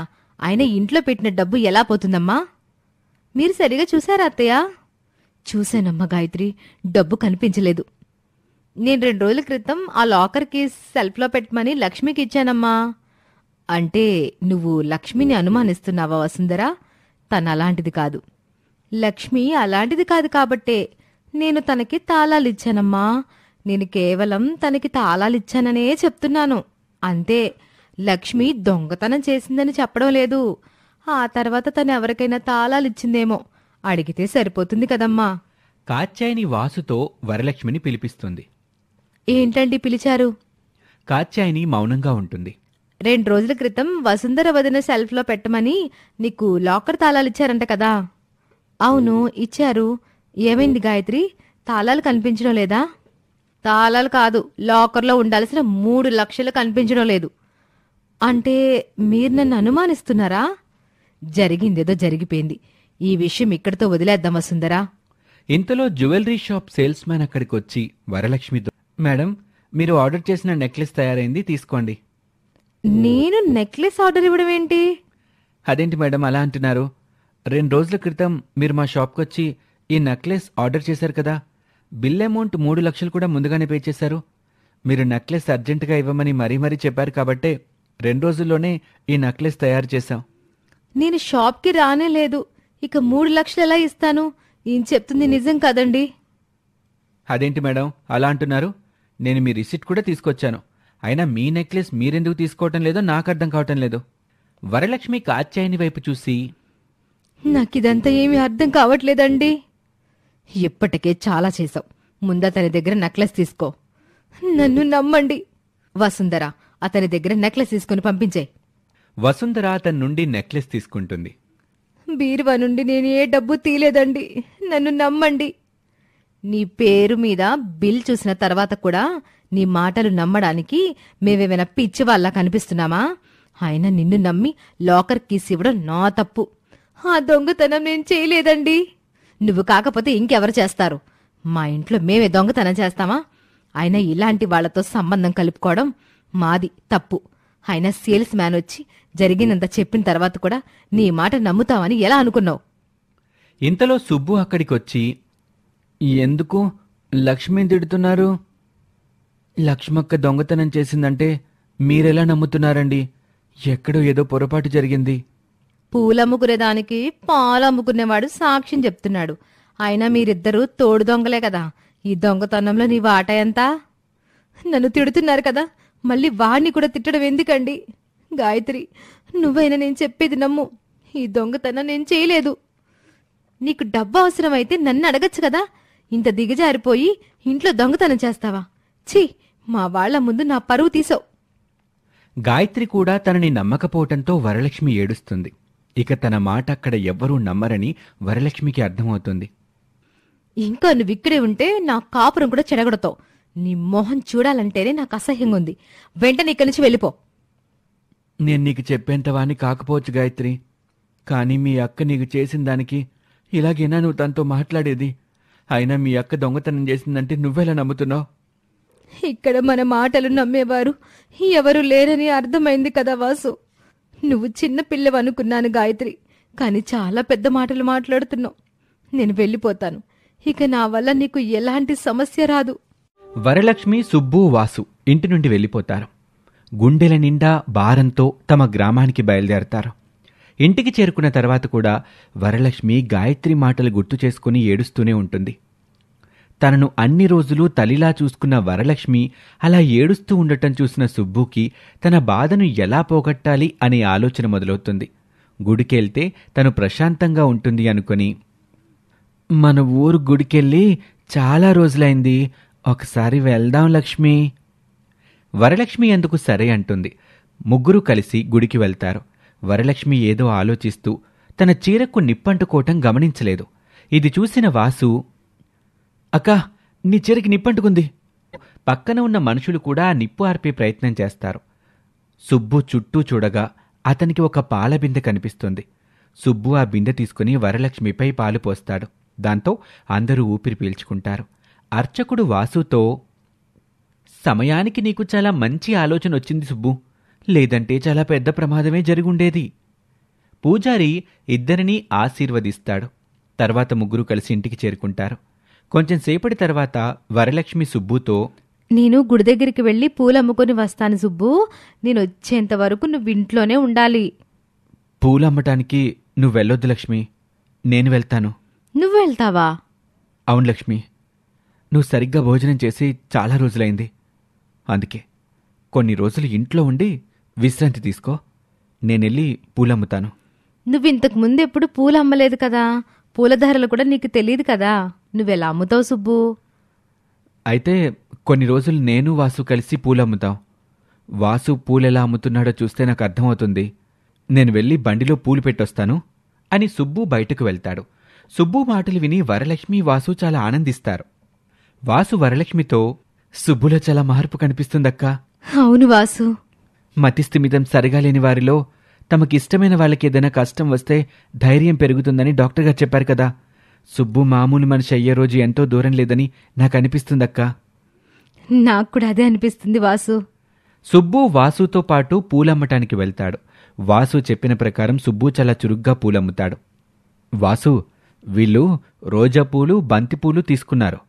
రోజాపూలకి 80 రూపాయలు, బంతిపూలకి 60 రూపాయలు, మొత్తం 140 రూపాయలు. ఈ 200 తీసుకొని వీళ్ళకి 60 రూపాయలు ఇవ్వు వాసు. భలే లెక్క కట్టావు సుబ్బు. వాళ్ళిద్దరూ ఇంటికెళ్ళిన తర్వాత, అన్నం పెట్టమంటావా సుబ్బు? పెట్టు లక్ష్మి. వరలక్ష్మి తనకు అన్నం తినిపించబోతూ ఉండగా, ఏంటి లక్ష్మి, నేనేమైనా చిన్నపిల్లన్నా నాకు అన్నం తినిపిస్తున్నా? నాకిచ్చే, నేను తింటాను అని తనే భోజనం చేస్తాడు. అక్కడ ఉన్న వారందరికీ సుబ్బులో స్పష్టమైన మార్పు కనిపిస్తుంది. కొంచెం సేపటి తర్వాత సుబ్బు తన తండ్రి ఫోటోను చూసి అతనికి తన తండ్రి చనిపోయిన సంఘటన గుర్తుకొస్తుంది. సుబ్బు తన తండ్రిని గుర్తు చేసుకుని వెక్కి వెక్కి ఏడుస్తాడు. వరలక్ష్మి సుబ్బుని ఓదార్చే ప్రయత్నం చేస్తుంది. సుబ్బు చాలా గట్టిగా ఏడుస్తున్నాడండి. ఏడవనే వాసు, ఇన్నేళ్లు తన తండ్రి చనిపోయాడనే బాధ సుబ్బులో ఉండిపోయింది. ఇలా ఏడిస్తేనే వాడి బాధ పూర్తిగా తగ్గుతుంది. సుబ్బుకి తన తండ్రి చనిపోయిన బాధ తన కన్నీళ్ల రూపంలో బయటకొస్తుంది. తులసమ్మ ప్రేమగా తన కొడుకుని హత్తుకుంటుంది. కొన్ని రోజులు గడిచేసరికి అతనిలో పూర్తి పరిపక్వత వస్తుంది. ఇదిలా ఉండగా వసుంధర బంధువు సుప్రియ ఆ ఇంటికొస్తుంది. బెడ్రూంలో సుప్రియ, వసుంధర మాట్లాడుకుంటూ ఉంటారు. ఇంటి వెనక గాయత్రి కుక్కపిల్లతో ఆడుకుంటూ ఉంటుంది. ఆ కుక్కపిల్ల పరిగెడుతూ వసుంధర గది కిటికీ దగ్గర ఆగుతుంది. చాలా దూరం పరిగెత్తించారు నన్ను అని కుక్కపిల్లని తన చేతిలోకి తీసుకుంటుంది. ఆ గదిలో ఉన్న సుప్రియ, వసుంధర మాట్లాడుకోవటం గాయత్రి వింటుంది. ఇంతకీ ఇంట్లో వరలక్ష్మి కనిపించలేదు, తనెక్కడుంది? ఇంకెక్కడ వరలక్ష్మి, దాని స్వయంగా మా అమ్మ గాయత్రి ఇంట్లో నుండి వెళ్ళగొట్టేలా చేశానుగా. కిటికీ నుండి అది వింటున్న గాయత్రి ఆశ్చర్యపోతుంది. అవునా, ఎలా వసుంధరా? అమ్మ లాకర్ నుండి 3 లక్షలు దొంగతనం చేసి ఆ జ్యువెలరీ షాప్ సేల్స్ మ్యాన్తో నాటకం ఆడించాను సుప్రియ అని తను నడిపిన పథకం మొత్తం సుప్రియకు చెప్తుంది. ఇది విని గాయత్రి తన అక్క విషయంలో చాలా పెద్ద తప్పు చేశారని బాధపడుతుంది. ఇంత కథ నడిపి మీ అమ్మ లక్ష్మిని ఇంటి నుండి పంపించేలా ఎందుకు చేశావు వసుంధరా? వరలక్ష్మి మనుషుల స్వభావాలని బాగా పసిగట్టగలదు. అది మా అమ్మకి కొన్ని మంచి మాటలు చెప్పి 2 నిమిషాల్లో మా అమ్మని పెద్దమ్మతో మాట్లాడేలా చేసింది. అప్పటినుండి మా అమ్మకు లక్ష్మి మీద ప్రేమ బాగా పెరిగింది. వాళ్ళిద్దరూ రోజు గంటల తరబడి మాట్లాడుకునేవారు. అది ఇంట్లో ఉంటే నా ఎత్తుగడలను బట్టి ఆస్తిని రాయించుకునే ప్రయత్నం చేస్తున్నానని దానికి అర్థమైపోతుంది. ఇక అమ్మను మెల్లిగా మచ్చుకు చేసుకుని ఆస్తిలో నా పేరు మీద ఎక్కువ బాగా రాయించుకోవడం మాత్రమే మిగిలింది. ఇదంతా విన్న గాయత్రికి వసుంధర నిజస్వరూపం తెలుస్తుంది. గాయత్రి తన చేతిలో ఉన్న కుక్కతో, మా అక్క నిర్దోషని నీ వల్లే నాకు తెలిసింది. గాయపడిన నిన్నింటికి తీసుకొచ్చి రోజు పాలు పోసినందుకు మా అక్క రుణం ఇలా తీర్చుకున్నావా? నీకున్న విశ్వాసంలో కొంచెమైనా నాకు లేదు అని పశ్చాత్తాపడుతుంది. వెంటనే తన అక్కను కలవటానికి ఊరికి బయలుదేరుతుంది. గాయత్రి వరలక్ష్మిని చూడగానే ఏడుస్తూ, నిన్ననకూడని మాటలని ఇంట్లో నుంచి వెళ్ళిపోమన్నాను, నన్ను క్షమించక్క అని వరలక్ష్మి కాళ్ల మీద పడుతుంది. వరలక్ష్మి తనని పైకి లేపి, వసుంధర దొంగతనం చేసి నీ మీద నింద వేసిందక్క. వసుంధర నా మీద నింద వేసిందా? తనకి నా మీద అంత కక్ష ఎందుకు? గాయత్రి తను విన్నది మొత్తం చెప్తుంది.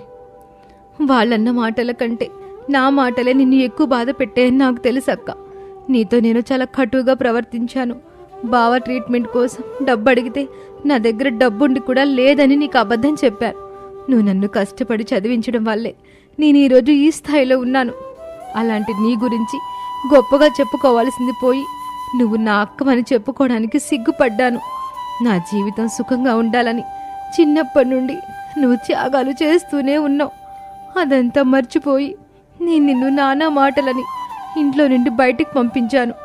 నాలో ఇంత మార్పు ఎలా వచ్చిందో నాకు కూడా అర్థం కావడం లేదు. వీలైతే నన్ను క్షమించక్క. నేను నిన్ను క్షమించడం ఏంటి గాయత్రి? కానీ నీకొక మాట చెప్పాలనుకుంటున్నాను. డబ్బు మన అవసరాలను మాత్రమే తీరుస్తుంది. కానీ మనకేదైనా కష్టం వస్తే మనల్ని ఓదార్చి మన కన్నీళ్లు తుడిచేది మనల్ని అమితంగా ప్రేమించే మనుషులే.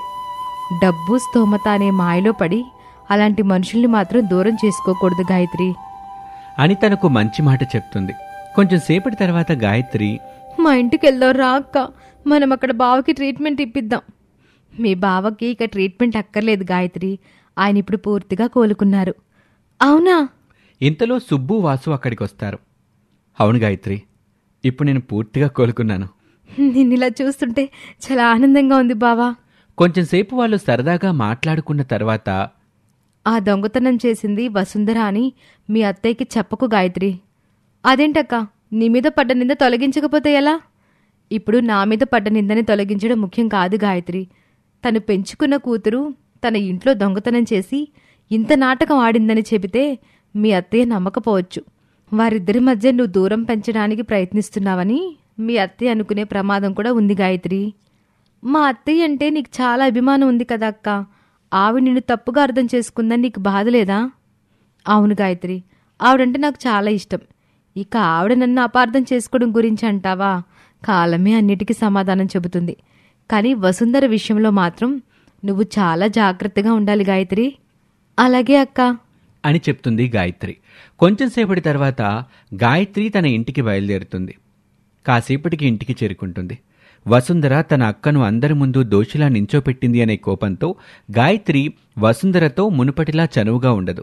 కొన్ని రోజుల తర్వాత వసుంధర కాత్యాయనితో, అమ్మా, మా ఆయన సాఫ్ట్వేర్ కంపెనీ పెట్టాలనుకుంటున్నారు.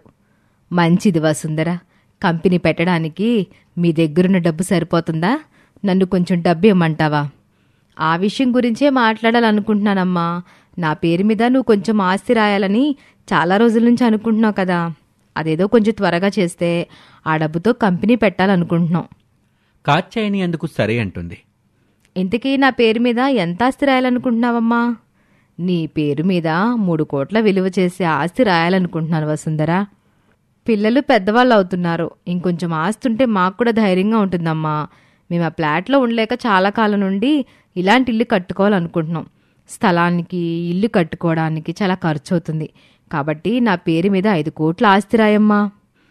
అలాగే వసుంధర, నీ తమ్ముడు ఒప్పుకుంటే నువ్వు అడిగినట్లుగానే ఆస్తి పంపకం చేస్తాను. వాడో ఎమోషనల్ ఫుల్, 2 సెంటిమెంట్ డైలాగులు కొడితే నేను ఎలా చెప్తే అలా చేస్తాడు. వరుణ్ కూడా వసుంధర అడిగినట్లు ఆస్తి పంపకానికి ఒప్పుకుంటాడు. తను అనుకున్నది జరిగిందని వసుంధర చాలా సంతోషిస్తుంది. ఒక మంచి రోజు చూసుకొని రిజిస్ట్రార్ని ఇంటికి పిలుస్తారు. అమ్మా, రిజిస్టర్ గారు వచ్చారు, త్వరగా రా. ఏంటి ఆలస్యం? ఈరోజు కొంచెం అలసటగా ఉందిలే వసుంధర, వస్తున్నా. కాత్యాయని రిజిస్ట్రార్ దగ్గరకు వస్తూ స్పృహ తప్పి పడిపోతుంది. వెంటనే ఆమెను ఆస్పత్రికి తీసుకుని వెళ్తారు. వైద్యుడు ఆమెను పరీక్షించి, మీ మదర్కి బ్రెయిన్ స్ట్రోక్ వచ్చింది, ఆవిడ ఎప్పటికి కోలుకుంటారో చెప్పలేం. అది విని వరుణ్, గాయత్రి చాలా బాధపడతారు. వసుంధర మాత్రం తన తల్లికి బ్రెయిన్ స్ట్రోక్ వచ్చింది అనే దానికంటే ఆస్తి పంపకం ఆగిపోయింది అనే బాధపడుతూ ఉంటుంది. తన చెల్లెలి పరిస్థితి తెలుసుకుని కాత్యాయని అక్క కూడా అక్కడికి వస్తుంది. వారం రోజుల తర్వాత డాక్టర్ వరుణ్, గాయత్రిలతో ఆవిడ హోమ్ అట్మాస్ఫియర్లో ఉంటే కోలుకునే అవకాశం ఉంది. ఆవిడ ఇప్పుడు మీ మాటలు వినగలదు. రోజు కొంచెంసేపు మీ ఇంటి సభ్యులందరూ తనతో మాట్లాడుతూ ఉండండి. అలాగే doctor, thank you so much. కాత్యాయనిని ఇంటికి తీసుకువెళ్తారు. వసుంధర కాత్యాయనిని జాగ్రత్తగా చూసుకుంటుంది. రోజులు, వారాలు, నెలలు గడుస్తాయి. వసుంధరకి కాత్యాయని కోలుకుంటుంది అని నమ్మకం పోతుంది. దాంతో తను వరుణ్తో, వరుణ్, అమ్మ ఎప్పటికి కోలుకుంటుందో తెలియడం లేదు. తను నా పేరు మీద రాయాలనుకున్న ఆస్తి నువ్వు నా పేరు మీద రాస్తావా వరుణ్? అమ్మిలాంటి పరిస్థితిలో ఉంటే ఆస్తి రేమని అడుగుతావేంటక్కా? అమ్మ కోలుకున్న తర్వాత అన్నీ చూద్దాంలే అని వెళ్ళిపోతాడు. ఒకరోజు వసుంధర బంధువు సుప్రియ అక్కడికి వస్తుంది. వసుంధర తనతో, అమ్మ నా పేరు మీద 6 కోట్ల రూపాయలు రాయడానికి ఒప్పుకుంది. అవునా? రిజిస్ట్రేషన్ చేయడానికి ఇంటికి రిజిస్టర్ కూడా వచ్చాడు. ఇంతలో అమ్మకి సడన్గా బ్రెయిన్ స్ట్రోక్ వచ్చింది. ఆ బ్రెయిన్ స్ట్రోక్ ఏదో 5 నిమిషాలు ఆలస్యంగా వచ్చి ఉంటే రిజిస్ట్రేషన్ కూడా అయిపోయేది. ఏంటి వసుంధరా, మీ అమ్మ ఈ పరిస్థితిలో ఉందనే బాధ కంటే ఆస్తి దక్కలేదనే బాధే నీలో ఎక్కువగా కనిపిస్తుంది. బాధపడ్డానికి తనేమైనా నన్ను కన్న తల్లా? పెంచుకున్న తల్లి మాత్రమే కదా. తను నీకు తల్లి కాకపోవచ్చు. తల్లిదండ్రులేని అనాథగా నువ్వు జీవించకూడదని నిన్ను తన ఇంటికి తీసుకొచ్చి కన్న కూతుర్లా చూసుకుంది. నువ్వు సౌకర్యంగా జీవించాలని నీకు పెళ్ళైన తర్వాత కూడా డబ్బు సర్దుబాటు చేస్తూ వచ్చింది. నీకు ఆమె మీద ప్రేమ లేకపోయినా కనీసం కృతజ్ఞతైనా ఉండాలి కదా. నువ్వు నా పరిస్థితిలో ఉంటే నీకు అర్థమయ్యేది. నాకేమాత్రం డబ్బు అవసరం వచ్చినా తన దగ్గర చేతులు కట్టుకుని అడుగుతూ వస్తున్నాను. నాకు అది నచ్చేది కాదు. అందుకే నా పేరు మీద ఆస్తి రాయించుకుంటే ఇలా తన దగ్గర చేతులు కట్టుకుని బ్రతకాల్సిన అవసరం ఉండదు అనుకున్నాను. ఆస్తి నా పేరు రాయించుకోవడానికి కొన్నేళ్ల నుండి తన్ని మచ్చిక చేసుకుంటూ వస్తున్నాను. ఈ ఆస్తి పంపకానికి అడ్డుపడుతుందనే అనుమానంతోనే ఆ వరలక్ష్మిని అమ్మింట్లో నుండి పంపించేలా నాటకం కూడా ఆడాను. కానీ నేను చేసిందంత వృధా అయిపోయింది. ఇదంతా వింటున్న కాత్యాయనికి వసుంధర నిజస్వరూపం అర్థమవుతుంది. వరలక్ష్మిని తప్పుగా అర్థం చేసుకున్నానని కాత్యాయని బాధపడుతుంది. ఇక ఆ తర్వాత రోజు వసుంధర తన ఇంటికి వెళ్ళిపోతుంది. ఈ విషయం తెలుసుకుని వరుణ్ తన భార్యతో, కొన్ని రోజుల నుండి అక్కని గమనిస్తున్నాను. తనలో చాలా మార్పు వచ్చింది. నన్ను కొన్ని రోజుల క్రితం తన పేరు మీద ఆస్తి రాయమని కూడా అడిగింది. తను ఆస్తి కోసమే ఇన్నేళ్లు మీ దగ్గర మంచిగా నటించిందని నాకు ముందుగానే తెలుసండి అని జరిగిందంతా చెప్తుంది గాయత్రి. మీ అక్కకు ఈ ఇంట్లో చాలా పెద్ద అవమానమే జరిగింది. అమ్మ పరిస్థితి గురించి తనకి తెలియచేసి ఇంటికి రమ్మని చెప్పు గాయత్రి. గాయత్రి వరలక్ష్మికి కాత్యాయని గురించి తెలియచేస్తుంది. వరలక్ష్మి, సుబ్బు, వాసు అక్కడికి చేరుకుంటారు.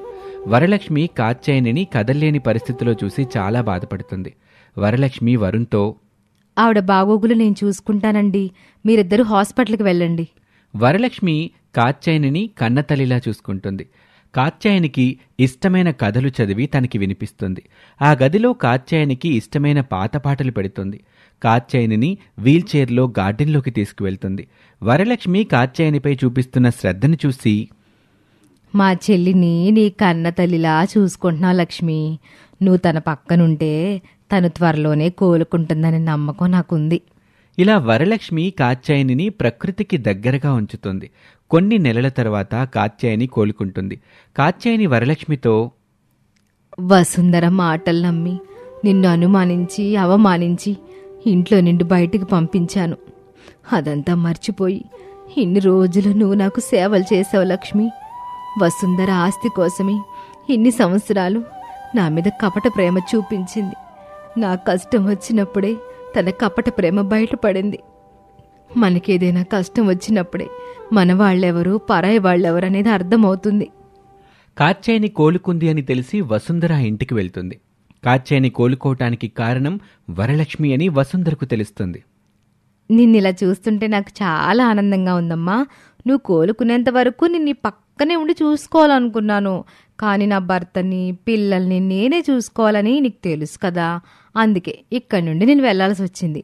ఏదేమైనా ఈ కష్టకాలంలో వరలక్ష్మి నీ పక్కనుంది. అవును వసుంధర, ఈ కష్టకాలంలోనే నా వాళ్ళెవరు పరాయి వాళ్ళెవరని నాకు అర్థమైంది. ఇంతకీ నాకు బ్రెయిన్ స్ట్రోక్ రావడం వల్ల ఆ రోజు నీ పేరు మీద ఆస్తి రిజిస్ట్రేషన్ చేయలేకపోయాను కదా. అవునమ్మా, రిజిస్ట్రార్ ఇంటికి పిలిపించినా? నా మనసులో ఏముందో నీకు అర్థం కాలేదనుకుంటా. నీ పేరు మీద ఆస్తి రాసే ఆలోచన నాకు లేదు వసుంధర. నువ్వు ఇదే గదిలో సుప్రియతో మాట్లాడిన మాటలు నేను విన్నాను. నేను కోలుకుంటాననే నమ్మకం లేక నువ్వు నా ముందే నీ నిజస్వరూపం బయటపెట్టావు. అంతేకాదు, నువ్వు దొంగతనం చేసి వరలక్ష్మి మీద నింద వేశావని కూడా నాకు తెలుసు. అది కాదమ్మా, దయచేసి నన్ను అమ్మ అని పిలవకు. నిన్ను కన్న తల్లిలాగే చూసుకున్నాను, కానీ నువ్వు మాత్రం నన్ను డబ్బులిచ్చే యంత్రంలాగే చూసావు. అర్హత లేని వారి చేతిలో ఆస్తిని పెట్టకూడదు. అందుకే నీకు నేను ఆస్తి ఇవ్వడం లేదు. నేను కష్టంలో ఉన్నప్పుడు నువ్వు నన్ను వదిలేసినట్లు నేను నిన్ను వదిలేయలేను. వ్యాపారంలో అత్యాశ ఉండకూడదు. కనీసం నువ్వు చెయ్యాలనుకున్న వ్యాపారంలో అయినా నిజాయితీగా ఉండు అని తన చేతికి 10 లక్షల రూపాయలు ఇస్తుంది. వసుంధర తను చేసిన పనికి సిగ్గుపడి తలదించుకుని అక్కడి నుంచి వెళ్ళిపోతుంది. కొన్ని రోజుల తర్వాత కాత్యాయని పూర్తిగా కోలుకుంటుంది. ఒకరోజు గాయత్రి స్నేహితురాలు అమృత అక్కడికి వస్తుంది. తను కాత్యాయనితో, మిమ్మల్ని ఇలా చూస్తుంటే చాలా సంతోషంగా ఉందండి. నేను కోలుకోవడానికి కారణం వరలక్ష్మి అని తనని చూపిస్తుంది. తను నా అక్క అమృత చిన్నప్పటి నుండి చాలా కష్టపడి నన్ను చదివించింది. ఈరోజు నాకు సమాజంలో ఇంత గౌరవం ఏర్పడడానికి కారణం తనే అని గాయత్రి గర్వంగా చెప్పుకుంటుంది. కొన్ని రోజుల తర్వాత వరలక్ష్మి తన ఇంటికి బయలుదేరుతూ కాత్యాయనితో, మీ ఆరోగ్యం జాగ్రత్త అండి. అప్పుడప్పుడు ఇక్కడికి వస్తూ ఉండు వరలక్ష్మి. మా చెల్లిని చూడ్డానికి కాకపోయినా మిమ్మల్ని చూడ్డానికైనా నేను ఇక్కడికి వస్తాను అని ప్రేమగా ఆమెను హత్తుకుంటుంది. వరలక్ష్మి అక్కడి నుంచి వెళ్తూ ఉండగా కాత్యాయని కంటతడి పెట్టుకుంటుంది. కాత్యాయనిని చూడ్డానికి వరలక్ష్మి అప్పుడప్పుడు తన ఇంటికి వెళ్తుంది. గాయత్రి తన స్నేహితులకు వరలక్ష్మి తన అక్క అని గర్వంగా చెప్పుకుంటుంది. ఏదైనా పండగ వచ్చినప్పుడు కాత్యాయని తన కుటుంబంతో కలిసి వరలక్ష్మి ఇంటికి వెళ్తుంది. ఇలా అందరూ కలిసి మళ్లీ మునుపటిలా సంతోషంగా ఉంటారు. మా ఈ కథ మీకు ఏ విధంగా అనిపించిందో కామెంట్ సెక్షన్లో తెలపండి. అలాగే మా ఛానల్ని సబ్స్క్రైబ్ చేసుకోవడం మర్చిపోకండి. మరొక ఆసక్తికర కథతో మళ్ళీ మీ ముందుకు వస్తాం. అంతవరకు సెలవు. నమస్తే.